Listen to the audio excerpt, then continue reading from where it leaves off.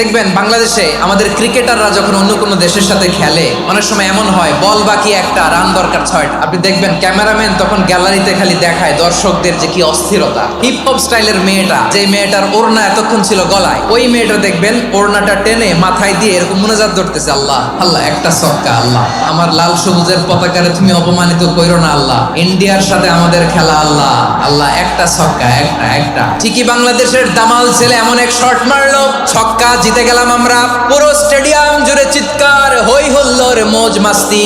যেই মেয়েটা মাথার মধ্যে ওড়না দিয়ে এতক্ষণ সুবহানাল্লাহ বলে আল্লাহর কাছে দোয়া করেছে, ওই মেয়ে এখন আবার ওড়না ফেলে দিয়ে নাচা শুরু করে দিয়েছে।